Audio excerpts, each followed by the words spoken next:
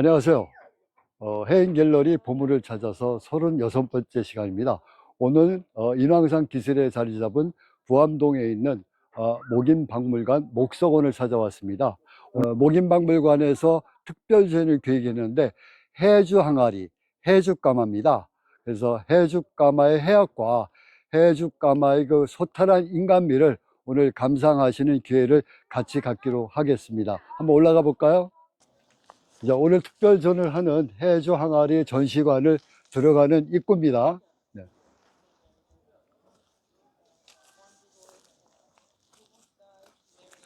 전시관 위에는 아시다시피 소나무의 숲으로 쌓여져 있고 외국인 두 분이 데이트를 즐기고 있습니다. 자, 한번 들어가 보겠습니다. 해주가마의 특징이 다른 미녀와 더 달라서 이렇게 큽니다. 우리 남한 쪽에 보면 옹기와 같은 사이즈죠.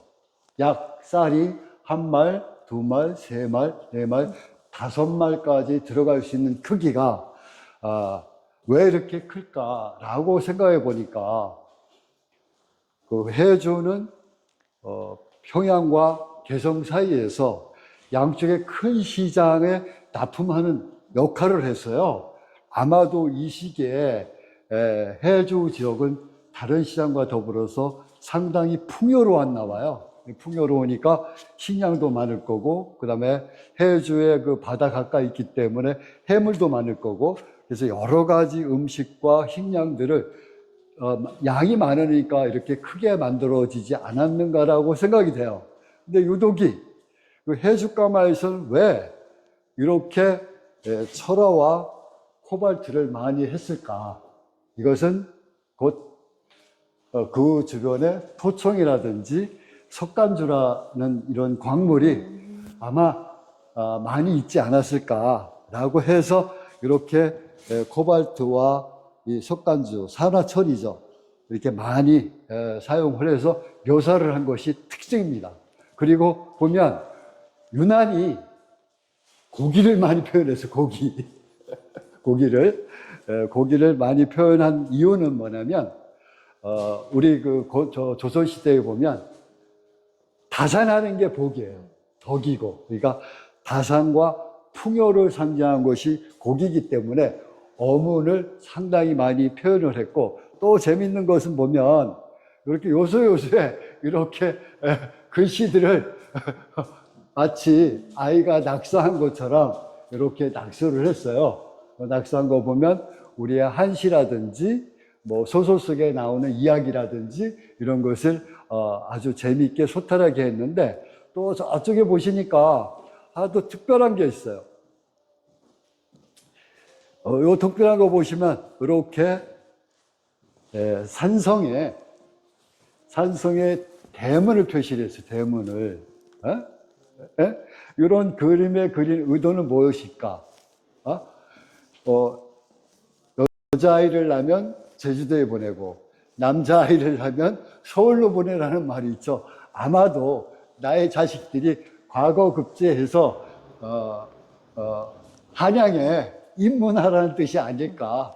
뭐 이러한 그 재밌는 이야기를 우리가 생각해 볼 수가 있겠어요.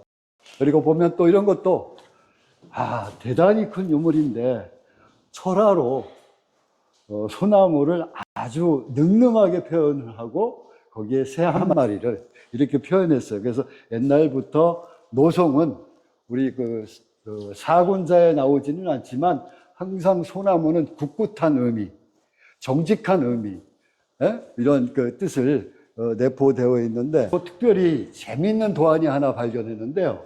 이게 호랑이일까 고양이일까 용일까 뚜렷지는 않지만 설명에 의하면 청아백자 호문호, 호랑이 그림이에요. 호랑이 그림을 이렇게 만화처럼 재밌게 그렸네요. 그래서 호랑이는 애군을 물러쳐주는, 잡기가 오지 말라는 의미의 그림이 호랑이와 그림인데, 아마도 이거를 아주 해학적으로 이렇게 그렸네요. 그다음 요거 한번 비춰줘 보실래요? 요건 한글로 가을 구름이 만리를 덮더니 고기 비누린 양 하얗고 고목이 천년을 묵으니 사슴뿔처럼 가지 높더라. 이러한 그 한글을 시로 표현했는데, 오늘 그 목인박물관 입구에 오니까 이호령 박사님의 어록이 있더라고요. 거기에는 나물은 썩어서 죽어서 향을 남기고, 돌은 죽어서 썩어서 꽃을 피운다라는 어록이 있더라고요. 그래서 아마도 이런 글귀는 우리 목인 관장님, 김의강 관장님의 마음이기도 한 것 같아요. 인간적이시고 아주 소탈하신. 그래서 여기 12,000여점의 특징을 보면 상당히 인간적이고 해악스러운 것이 아주 여기저기 요소에 느낄 수 있어요. 그래서 이런 것을 보면 관장님의 철학과 인생관을 느낄 수 있는, 아마 도자기 전시는 아마도 처음인 것 같아요. 그 중에 해주 항아리를 테마로 해서 전시한 이유는 상당히 풍요롭고 인간적이고, 아마도 그런 뜻에서 해주 항아리 전시회를 하지 않았는가라는 그 느낌이 드네요. 그래서 그 해주 항아리는 우리나라의 민요를 대표하는 항아리예요. 그래서 잠시 민요 항아리에 대해서 이야기를 좀 할까 해요. 그래서 우리나라 민요를 보면 그 한경도에 회령가마가 있어요. 회령가마는 중국 금나라의 영향을 받아서 균요와 같은 그러한 석간주의 그 유약이 촤르르 흐르는 게 이제 회령가마고, 내려와서는 해주가마입니다. 해주가마는 그냥 해주가마가 탄생한 게 아니라 조선 초기서부터 개성가마와 더불어서 민요가 이어져 내려왔는데, 학자들의 얘기는 해주가마 19세기 알렵에서 20세기에 민간요라고 이렇게 표현이 되는데, 저는 곰곰이 생각해봤어요. 이건 아닌 것이다. 왜냐하면 우리나라의 가마터가 약 400개의 가마터가 있어요. 그 400개의 가마는 청자로 시작을 해서 분청사기서부터 쭉 내려오는데 가마가 툭 생기진 않아요. 끊어졌다 이어져 내려오고 끊어졌다 이어져 내려오기 때문에, 저는 개성가마가 고려의 수도였잖아요. 그렇기 때문에 청자서부터 계속 내려오는데, 전쟁, 그 다음에 기후의 변화, 뭐 폭풍이라든지 장마라든지, 그 다음에 전염병이라든지 이런 것 때문에 잠시 끊겼다가 다시 이어진 가마가 아닐까라고 생각이 돼요. 그래서 해주가마가 있고, 그 다음에 내려와서 양국가마와 여주가마가 있어요. 양국가마, 여주가마는 북한강과 한강을 통해서 서울에 공급하는 역할을 했고, 해주가마는 평양에 공급하는 역할을 했고, 그 다음에 내려와서 청송과 문경가마가 있는데, 이거는 경상도에 공급하는 민간가마. 그 다음에 전라도로 내려가면 그 고창가마, 목포가마, 고흥가마가 있어요. 이거는 전라도에 공급하는. 그럼 경기도에는 뭐가 있느냐?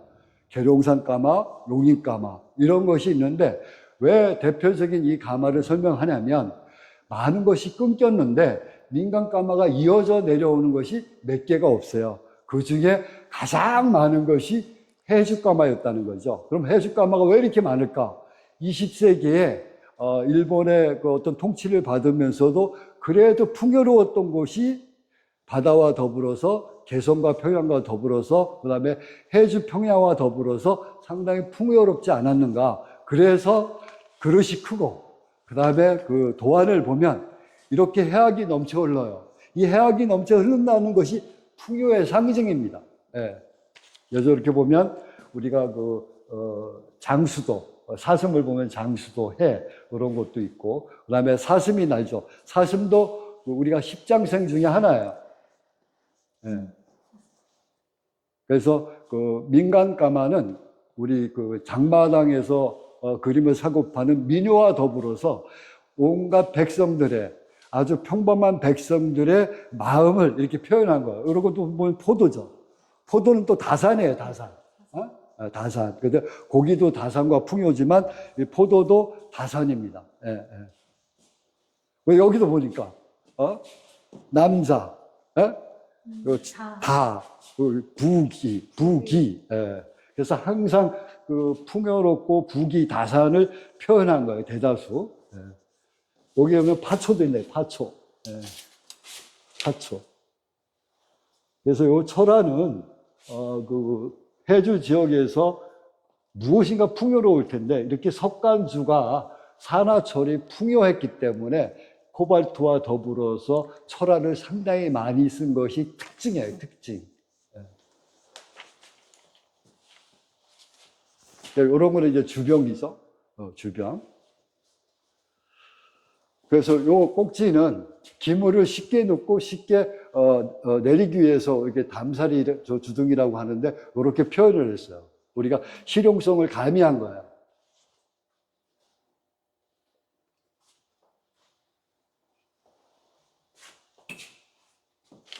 이거 부엌살림이죠, 부엌살림. 꿀단지일 수도 있고 간장단지일 수도 있고. 이거는 수저통이에요, 수저통. 이렇게 멋을 부렸어요. 예? 수저통. 밑에는 군형이 뚫려 있어요, 이게 하나가. 이거 상당히 군형이 뚫리니까 위생적인 거죠, 위생적인 것.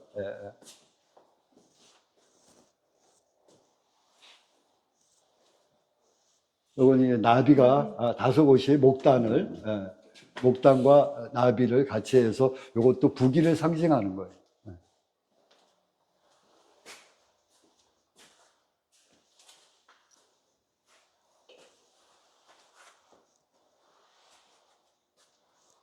그래서 다시 한번 말씀을 드리지만 해죽가마는 그냥 20세기에 툭 생긴 게 아니고 저는 그렇게 생각합니다.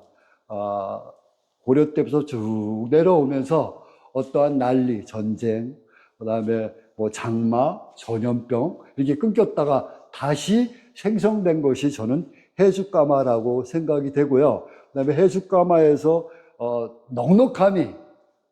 넉넉하다라는 것은 풍요롭다는 거죠. 항상 그 어디나 남한 쪽의 민요를 보면 그릇이 다 작아요. 꾸랑하리 하나나 둘이나 3개 정도 크기밖에 안 되는 백자 항아리인데 유독이 해저 항아리는 이렇게 한번 보세요. 제 몸인 반이 들어갈 수 있는 이런 크기예요. 몸 반이. 이런 크기라는 것은 그 해주 평야와 바다와 더불어서 무엇인가 시장도 크고 상당히 식량과 해물과 이런 것이 상당히 풍요로웠기 때문에 이렇게 크게 만들지 않았는가. 그 다음에 고령토와 이 석간주, 산화철이 풍부했기 때문에 이런 철화를 썼어요. 그리고 나서 한 가지 더 말씀드릴 것은 우리가 17세기 백자 용항아리를 보면 보물매점이 있어요. 보물매점. 거기에 보면 용의 묘사가 나오는데 용이 그 얼굴이 19세기나 18세기 용처럼 아주 사실적으로 그리질 않고 용의 얼굴을 단순화시켰어요. 그래서 용머리가 상당히 작아서 우리는 그것을 진해용이라고 하는데 왜 이렇게 용의 머리를 자세히 안 그리고 약간 간략하게 그렸을까?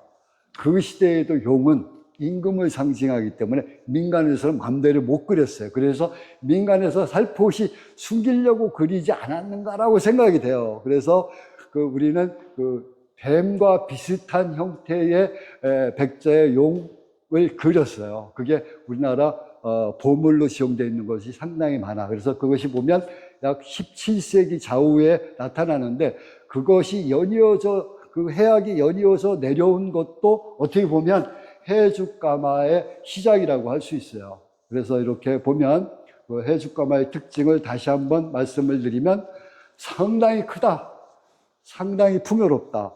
그 다음에 도안이 과감하게 장식이 되어 있다. 과감한 것은 뭐냐?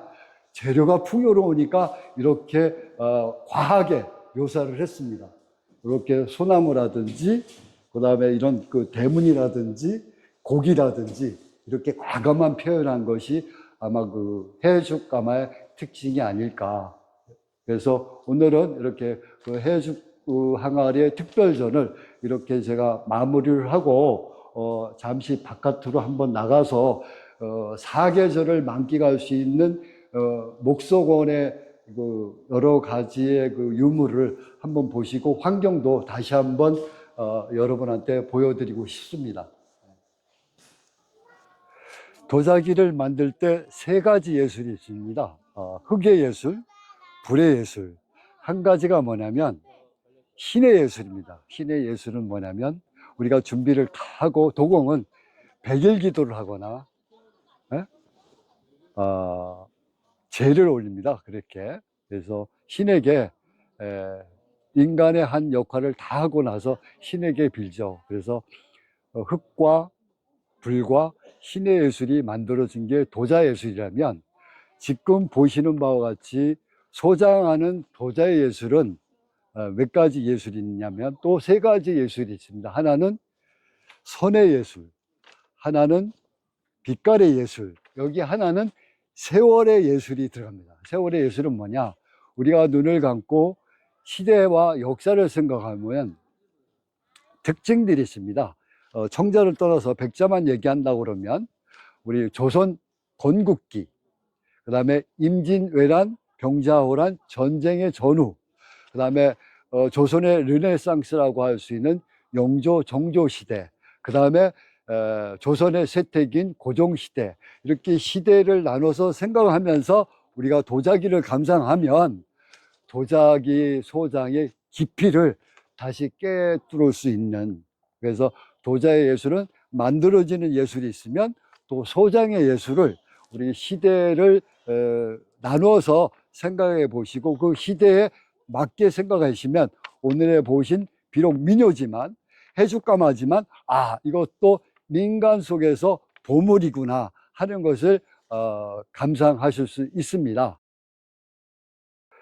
인왕산 기술의 자리잡은 부암동 목인박물관 목소고는 이렇게 보시는 바와 같이 한양 산성이 병품처럼 쌓여져 있고 그 밑에 나무와 돌과 도자기들이 요소 요소에 12,000점이 자리 잡고 있습니다. 타 박물관과 달리 만져볼 수 있고 느껴볼 수 있고 이곳에 오셔서 작은 다과도 나눌 수 있고 때에 따라서는 사생화 그림도 그릴 수 있고 사진이 촬영 가능하고 그 다음에 이곳에서는 음악회도 펼쳐집니다. 마침 결정된 건데 11월 23일 김 마스터님 솔로리스트죠. 이곳에서 음악회가 펼쳐집니다. 그래서 여러분이 입장은 특별한 게 없고 입장권만 끊으시면 커피 한 잔과 더불어서 음악회와 더불어서 사진 한 장 남길 수 있고 스케치할 수 있고 이런 곳이 서울에 아마 전국에 이런 박물관이 없을 거예요. 그래서